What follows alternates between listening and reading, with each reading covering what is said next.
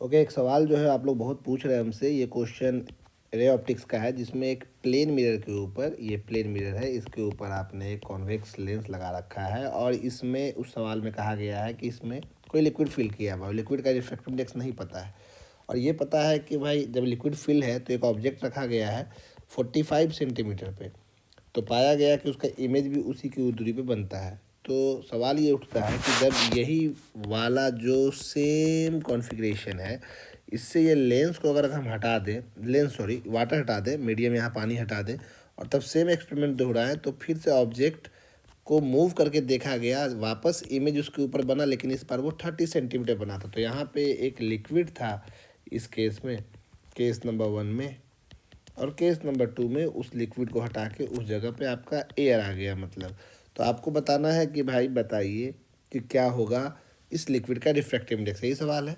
तो आप केस 2 से शुरुआत कीजिए।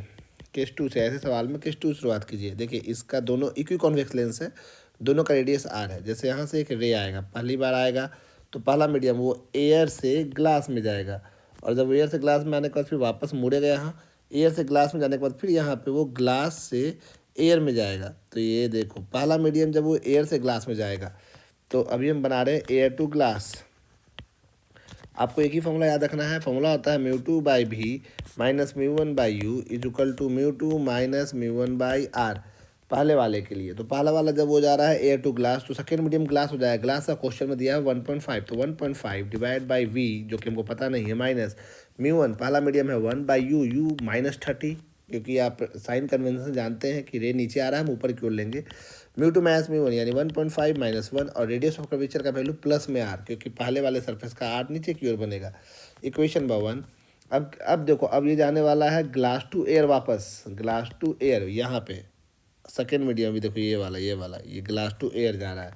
अब ग्लास टू एयर जाएगा, यानी कि पहले वाले एयर से ग्लास आने में जो इमेज बना भी, वो अगले वाले के लिए ऑब्जेक्ट हो जाएगा। तो सेकंड वाले में अब देखो same formula mu 2, second medium इस 1 हो जाएगा बाई भी, तो नया इमेज को भी डैश नाम दिया हमने, माइनस म्यू 1 पहला मीडियम इस केस में ग्लास है, ग्लास से एयर में जा रहे हैं, इसीलिए इस बार पहला मीडियम ग्लास को लिखेंगे म्यू ऑफ ग्लास, जिसका वैल्यू आप डायरेक्ट लिख सकते हैं सीधे 1.5। बस देखो mu 2 by v minus mu 1 by you, तो यू की जगह भी क्यों लिखा, तो पिछले वाले इक्वेशन 1 में जो इमेज बना है वही अगले वाले के लिए ऑब्जेक्ट होगा। Mu 2 minus mu 1 minus 1.5। इस बार आर का वैल्यू माइनस में क्यों लिखा, क्योंकि इस बार इस तरह का शेप है, देख रहा है कॉन्वेक्स का निचला हिस्सा, तो इसका रेडियस ऊपर की ओर होगा और रे ऊपर से नीचे की ओर आ रहा है। तो ये इक्वेशन नंबर 1, ये इक्वेशन नंबर 2। अगर आप इन दोनों को ऐड करते हो, 1+2 करोगे, तो साफ दिखता है 1.5 भी 1.5 भी खत्म। यहाँ बचेगा 1 बाई भी डैश प्लस 1/30, ये बचेगा ऊपर में 0.5/r, और ये नीचे में बच रहा है माइनस माइनस प्लस 0.5/r। गौर कीजिए आप, हम जानते हैं अब ये जाके प्लेन मिरर से टकराएगा, टकराने के बाद वापस सेम पाथ को रिट्रेस करेगा, तभी जहाँ पे ऑब्जेक्ट था वहीं इमेज बनेगा। सेम ऊंचाई पे बनना है ना, जहाँ ऑब्जेक्ट है वहीं इमेज कब बनेगा, जब ये पाथ को रिट्रेस करेगा, सेम पाथ रिट्रेस करेगा।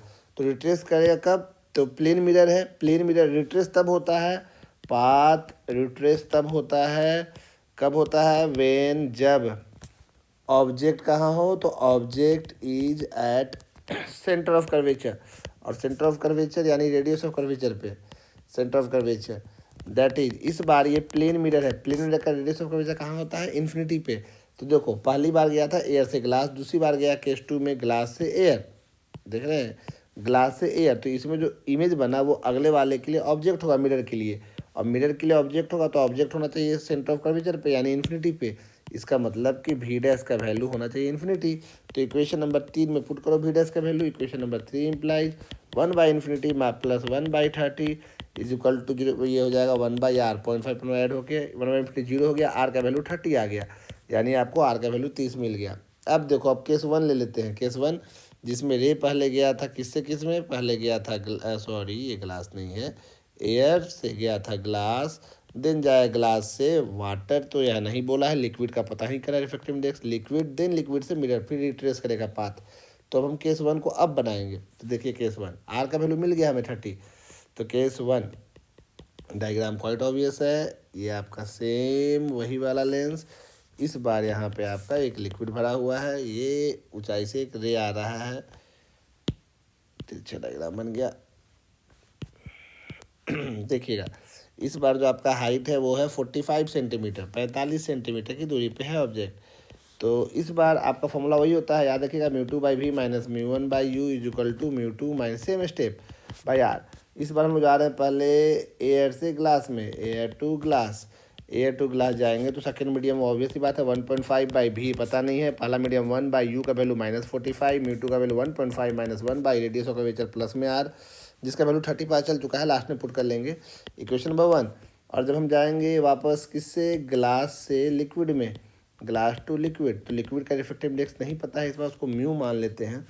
तो इस बार सेकेंड मीडियम लिक्विड हो जाएगा, म्यू बाई नया image v dash minus μ2/v minus μ1 इस बार 1.5 और u जो पिछला v था वही इस बार u हो जाएगा, equal to μ2 minus μ1/r, that is mu minus 1.5 by radius minus R, जैसे वहाँ किया था हमने। इक्वेशन 1-2 को ऐड करेंगे, ये cancel cancel, mu by v dash infinity हो जाएगा, पाथ पर ट्रेस करना है ना, इज इक्वल टू 1.5 माइनस 1, ये बचेगा 0.5 बाई आर, और is equal to mu minus sorry plus minus minus mu minus 1.5 by minus r. आप इसको सोल्व कीजिएगा तो यहाँ वी डैश फिर से इन्फिनिटी डालिएगा, आराम से ये सोल्व हो जाएगा।